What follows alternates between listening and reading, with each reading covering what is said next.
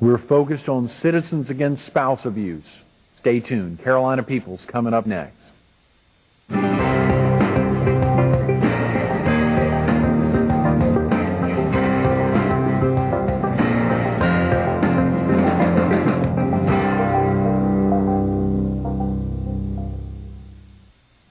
Good morning. Welcome to Carolina People.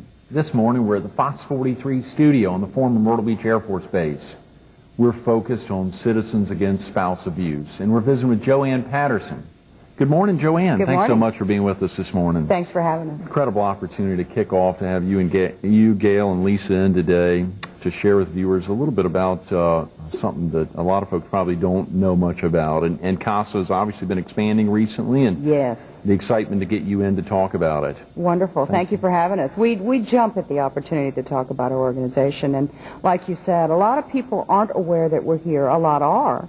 But we need to be out in the community letting everybody know what services are available to people who need us. Absolutely. So thanks for having us. Very definitely. Are you originally from the area, Joanne? Well, I've been here 23 years. That almost makes me a local, doesn't it? It does. I'm from Washington, D.C. area, but 23 years I've been here. So. What prompted your move down here 23 years ago? Mom and Dad lived here, and I used to vacation, and I came down. I thought, what a great place to live. So that's what brought me here. And when did you join the staff at CASA? I came to CASA originally for about an 8-month period, about 3.5 years ago, left for a while and came back as director a little over 2 years ago. Okay. Let's talk about CASA's mission, please. Our mission on paper is to disrupt the generational domestic violence cycle. The mission that we realize is a reality, a day-to-day reality, is to help women and children and men that are victims or survivors of domestic abuse to try to make some changes in their lives, to get out of a violent situation, to do what's necessary so they can be free of it, to help them counsel so they don't repeat the same problems in future relationships. If necessary, if they need to stay in the relationship, try to get counseling for all parties, help the children through it. Lots of times the clients that we see on a regular basis, and if I all of a sudden remember something and throw it in, you know, I'll Please, jump off the tracks. Throw it in. There's never any charge for any of our services. Wow. Everything is free. CASA is there for the members of the community, and we never charge anything. When they come to CASA, there's certain services that are available. The most important, of course, is the shelter, a safe place for them to stay if they're experiencing violence, not just physical violence. Verbal abuse can be just as devastating as physical abuse. So when they come to the shelter, we give them a safe place to stay, food, clothing, give them counseling and help. And we're not always successful. Statistically speaking, a woman leaves a domestic abuse relationship 11 times before it either sticks or she gets seriously hurt or killed. So our organization is aware of these problems. Law enforcement, we're helping them understand that they may be called back to the same place. But ultimately our goal, and we're a Band-Aid right now because the problems already happen when we get involved. We'd love to be able to do education, stuff like this, get in the community, let people know there's a lot out there to help you with, and there's a lot we can do to help you. But our goal is to get them safe and to get them to stay away and start over a new life. And it's a hard thing to do. It's real hard. And I always like to point out we do have the same services for men as we do for women, except shelter. It's communal living at our center. So we can't house grown men in the same room with teenage girls and whatnot. So, but we can give them the other services that are available to them. And most of the time when the men call, they just want to know what they can do to make it stop, to make sure that they get to be able to see their children if the marriage or if it's breaking up. But very rarely do they even ask us for shelter. So those are the services that we have. Joanne, what's the extent of domestic abuse in South Carolina? Do you have some indication, some feel of that? Well, and I've never quite understood why it takes them years to give us accurate statistics. I mean, you can pretty much pick up a newspaper and see what the ratio is. South Carolina 2 years ago was first in the nation. Oh, no. And then we went to third, then to fifth, and I have just heard that we are going to get the dubious distinction of being first in the nation again from homicides relating from domestic abuse. Now that's per capita. Our numbers aren't any higher than most other states. Right now, until the new statistics come out, we're third in the nation, and that's not anything to be real proud of. When you say third, you don't mean third from last. You mean... No, 1, 2, 3, third. So there's a lot, and a lot of people aren't aware of it, and we try so hard to make people aware of it. And as we do this for a living, we don't understand why people aren't as outraged. And we were talking just prior to the show about the organization and how we feel is take September 11th for an example. September 11th was horrific for members of our staff. We had one of our employees had a family member that was in the Pentagon. Our heart went out. Our organization has no money, but we managed to get some money to send to the relief effort. We sat glued to our TV sets as well. But more women were killed in the United States in a 2-year time frame than lost their lives on September 11th in the World Trade Centers. But as a country, as a community, as neighbors, we don't feel the same amount of outrage as that. And we often say, maybe we had, if it all happened on one day, would we care? What could be more terroristic than having a loved one in your home torturing you, abusing you, your children? These kids are going to grow up repeating those behaviors if we can't get in there and get some help for these family members. So we feel real strongly about it, and we just want other people to say, it's not okay. I mean, you see somebody kicking their dog, you call the law. That person's going to get picked up. He's probably going to do jail time. But with domestic abuse, it's out there. People are becoming more and more involved in the issue. But it's a big problem, and we all need to say it's not okay.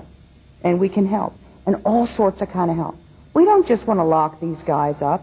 These guys, if they are willing to get help, there's help for them. But some of the individuals, and women are abusers as well, sometimes that's just not going to work. Right. Joanne, there were a number of keywords as you were talking there. You talked about loved ones committing at incredible levels of abuse. You talked about the difference between both verbal and physical, right, as well as the amount of deaths over a 2-year period are substantial. So there's quite a bit that goes into this position. CASA is involved in so many different aspects, thinking about the death ramifications, thinking about both physical and verbal abuse, but contemplating what you can do and how to get your word out. Well, sure. I mean, and I don't know how long the show is. I don't know how long we could go on and talk about what's in our job descriptions and what the things that we do. If it needs to be done, we're going to try to do it. There are other agencies that work with us, though. Sometimes what happens is when an individual, pardon me, becomes involved with CASA, they think other agencies aren't going to be involved. But we work very closely with trying to secure resources. We can't do it all. We're a small nonprofit. We don't have a whole lot of money. We can't do everything for the clients, but we try to network with other resources. Incredibly important resources are law enforcement. If we don't have a good or great or phenomenal working relationship with law enforcement, our job is very, very, very difficult. So we're grateful that we can nurture these relationships. And our programs we finally are in a place where we can start reaching out and doing more. We right now have a shelter at the beach, and obviously an undisclosed location. We have an outreach office in Conway, an outreach office in Georgetown. We have a resale shop in Socastee. We've got 2 units of transitional housing, and we are opening a brand new shelter in Georgetown on Monday. So our clients, we serve both counties, Horry and Georgetown, so our clients won't have to come the 45 minutes to get the services that they need. So we're very, very excited about that, and it's long overdue. There's a lot of people in those areas, Georgetown County, Andrews, that need our help. So we're excited about that. Golly, Joanne, you've got to be. And there's so many questions I want to ask you. I've got a whole litany of questions, but obviously we've got to get Gayle and Lisa in. But I do want to ask you 2 quick questions. Volunteers. Can we talk real quick about if someone was able to volunteer, what could they do? Sure. We need volunteers for everything. And a lot of people think that, oh, I've only got an hour a month or an hour a week. That's enough. Everybody's good at something. Everybody has a special talent. We love for anyone to call us and talk to us about helping out with the kids, helping out helping us with yard, helping us with babysitting kids events, transporting clients, going with clients to court. Court's a scary place. If you've never been in that courtroom, it can be frightening. So our volunteers, all they have to do is really want to. We'll figure out what they like doing best and work with them. And if someone wanted to volunteer or donate, not only donate their time, but their resources, who would they want to contact? Oh, well, we don't have any problem with the write-a-check mentality. That's okay with us. If individuals want to help, and we can't survive without the donations and the support of the community, like you say, they can call our administrative line, and that's 626-7595.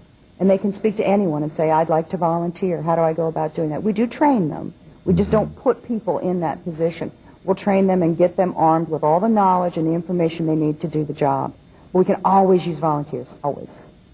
Joanne, if CASA had one wish, and you could relay that to the viewers, what would it be?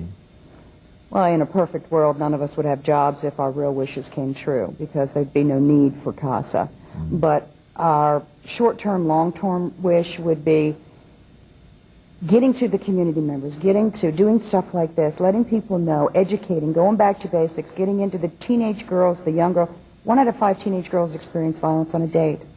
Teaching our children self-esteem, helping people understand that violence doesn't have to be a part of your life, and it's not okay to hurt the people that you love the most. Education is the key. That's a big wish, but it's well worth it. You heard Joanne Patterson say it. CASA, thank you so much, Thank Joanne. you for having us. Absolutely. Stay tuned to Gayle Post coming up next on Carolina People.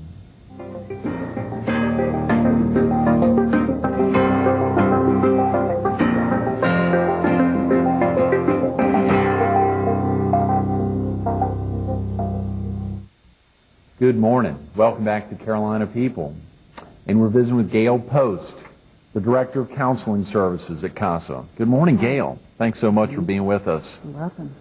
Exciting hearing Joanne talk about so much of what's going on, but surely the excitement of opening a new office, a new facility down in Georgetown, and to know that hopefully wishes will be granted someday, but there's a lot of wishes out there related to CASA.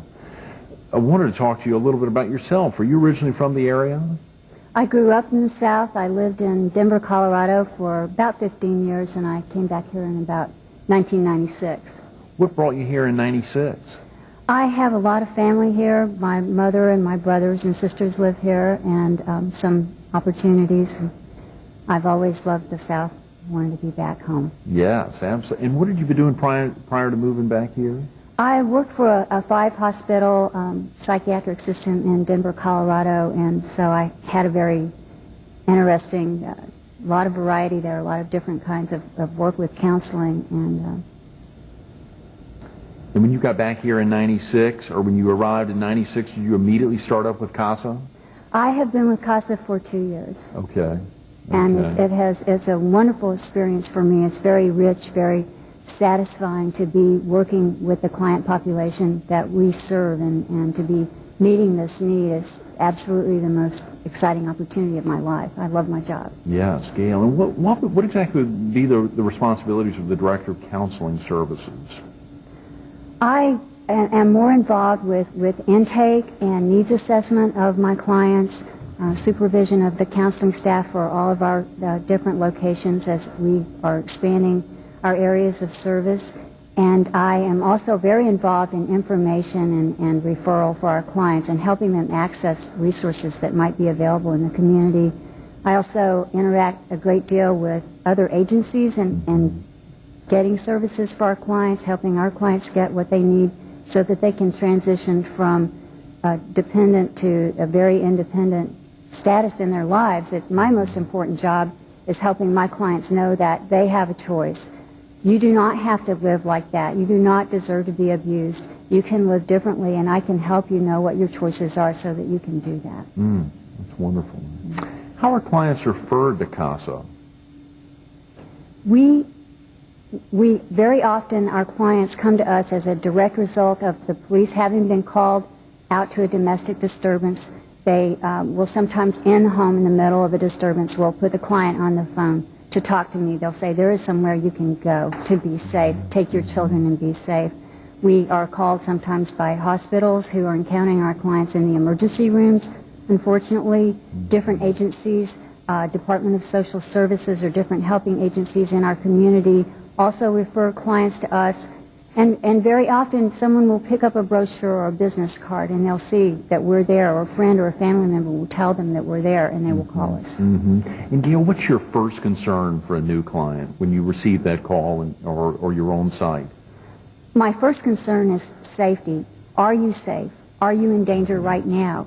Because if you are, I need to tell you how to get out of danger. I need to have you get immediate help so that you and your children can not be harmed. Okay, so safety, very Safety definitely. is my highest priority. And is there something pretty I guess it's difficult to gauge commonality in anything because every circumstance is so different, but what do victims normally need the most?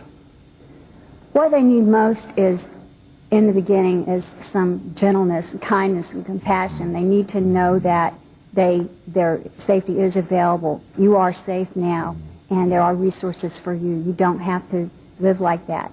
They need the resources from our community so that they can obtain an income and housing, and they can know that they can have medical care for themselves and their children. The kinds of things that we all need in order to survive can seem insurmountable obstacles to someone who has never worked or who has never been able to care for her children independently, is now facing these huge tasks, and the whole community has to pull together to get that to happen. I had a woman with 5 small children who came in, and we had to help her figure out how to access transportation and daycare, get a job, get an income, find housing. So many agencies in our community came together. One church member even donated a used car so that this woman could get her children to school and to the daycare. She got a job. She got enough help from enough agencies, and with CASA's safe shelter for the length of time that she needed it, this woman was able to transition to her own home. She had a job. She could take care of her children. She did not have to go back into that abusive situation ever again. And that's my goal. That's our goal. That's what we want, is for women in our community and children and people who are being abused to know you don't have to live like that, you don't deserve that, and there is help available. That's what we're here for. It's fantastic, Gayle. What are some of the issues that CASA might address to help a client transition from dependence to independence?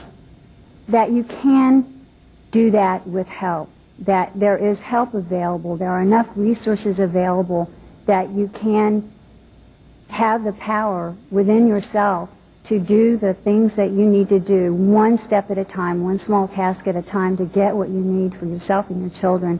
And it can be that maybe you need to get a GED or job training. Maybe it's as simple as learning how to access mass transportation, such as it is in Myrtle Beach, or to get the ongoing support to recognize we have support groups, we have counseling services that are free to anyone who need them.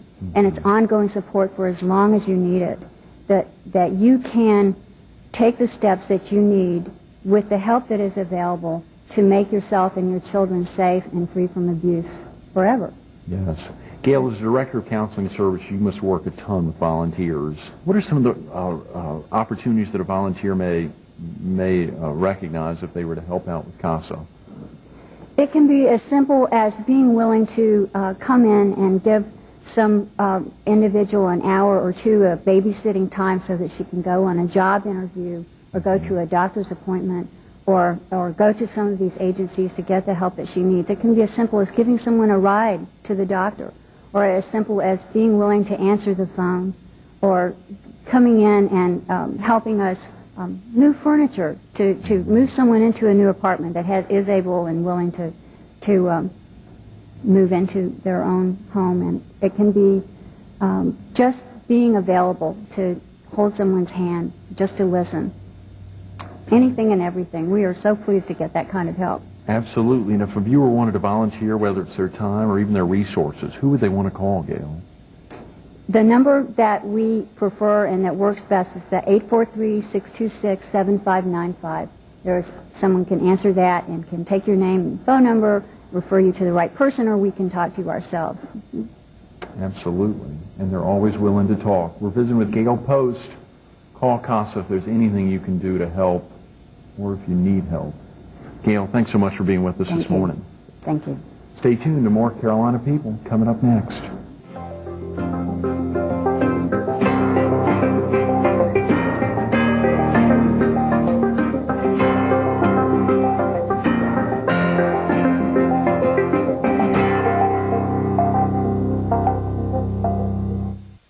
Welcome back to Carolina People. We're visiting with Lisa Rahiem, the Legal Advocate Coordinator and Assistant Director of CASA. Good morning, Lisa. Thanks so much for being with us. Thank you. Obviously, hearing Joanne and Gayle talk about so many of the needs inherent in CASA, and to know that on a regular basis you're constantly focused on the legal needs and all the efforts that are made to keep victims safe. Can we talk real quick about yourself? Are you originally from the area? Yes, I'm from Andrews, South Carolina, Georgetown County. Left for some time and came back about 4 years ago. And you have family in the area? Yes, yes. When did you join CASA, and what had you been doing prior to that? I've been with CASA now for 3 years. Before that, I was a military wife and traveled across the country. Lived in El Paso, Texas for a while. What inspired you to get active with CASA? Well, I had started volunteering as a victim's advocate with the solicitor's office in Georgetown after the death of a family member, and decided that just wanted to see some change in the way victims are treated with our legal system. And that's how I became involved with CASA, heard there was an opening, and jumped on board. Based on your previous work with juveniles, what impact do you think domestic violence has on the children involved, Lisa? Well, I'm a firm believer, and from what I've seen, that children that grow up in abusive environments have a tendency to also become abusive. And unfortunately, our society reacts instead of being proactive. And I think it's important to reach these children at an early age, or to try to take that violence out of the home.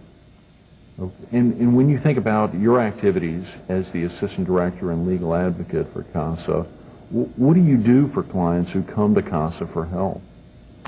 Clients that come to CASA for help, a lot of times they may not desire shelter, but they're in an abusive situation, and they want to find out what else is available. So a lot of times in the outreach offices and with legal advocacy, we take them through the court system as far as filing for orders of protection, and in that order of protection there's a restraining order. Also, we can ask for other things that a family may need to keep them intact. And that gives them a sense of security when they have a judge that says, okay, you cannot go around her, she can retain custody of her children, and in some situations be allowed to stay in the marital home. Makes a big difference. But also we refer out for counseling, and we also in the advocacy offices have the support of other agencies. Excellent. And speaking of those other agencies, can you tell the viewers a little bit about the relationship between CASA and law enforcement offices? I'll tell you, without our law enforcement agencies, it would be a very difficult job. First of all, the Horry Sheriff's Department provides security for the advocates in the Horry County Courthouse. We have a great relationship with Myrtle Beach. They do a lot of shuffling back and forth in reference to our shelter. Georgetown police agencies work well with us. We're in constant contact, and I also have to say that for the legal advocates, that the legal victims advocates that work with law enforcement agencies throughout the two counties are just great. We work every day with them, and it's a great sense of support. And also they're front line usually, so they contact us afterwards. So we have a very close relationship with our law enforcement agencies. Lisa, when we think about how vital today's show is, and every day's show, but when we think about this, who are the victims of domestic abuse and who are the abusers? A lot of times people think that it's spousal abuse. Sometimes it can be a mother or a parent-child situation where the child has abused the parent or the parent is abusing the child. It does not have to be just a spousal situation, but it has to be domestic, meaning that it is something that's within that home that's happening. We've had a lot of cases with elder abuse recently, which is a very touchy situation. Yeah, golly. Obviously, if someone's living in an abusive situation, what can CASA do immediately to help? Well, a lot of times we can get them to the shelter. If that's not a desire to go to the shelter, we can work with law enforcement agencies to either try to get one of the parties to leave, or by trying to get an emergency order of protection, an ex parte order of protection. And can volunteers be active in that side of CASA? As far as we go to court once a week normally with the orders of protection unless it's an emergency situation. And we can very much use volunteers to sit with the clients while they're waiting for their hearing to come up, because it's a very nervous situation. Courtroom's intimidating as it is, and a lot of times the victim is seeing the abuser for the first time after many days, and it's traumatic. And it helps us to have someone to be with the client while we're taking care of our job there in the courtroom. Absolutely. Lisa, if you had one message to convey to the viewing community or to the entire community about domestic abuse, what do you think that message would be? I just wish that our laws would change to address some of the issues that victims of domestic violence have. In many situations you get more time for killing a pet than you do if you kill your spouse. Or, just when people are abused. The laws now, many times the abuser gets off with a $500 fee to get out of jail, and then when he goes to court, if he's found guilty, then he loses that $500 bail bond money. And I think that if the sentencing was more stringent, we wouldn't have the problem that we have. Mm-hmm. We wouldn't have that problem. So I'd like to see the laws change. Really would. Lisa's working to change the laws as well as working to change the lives of so many folks who are victims of domestic abuse. Thanks so much for being with us this morning, Thank Lisa. You. Absolutely. Stay tuned to more Carolina People coming up next.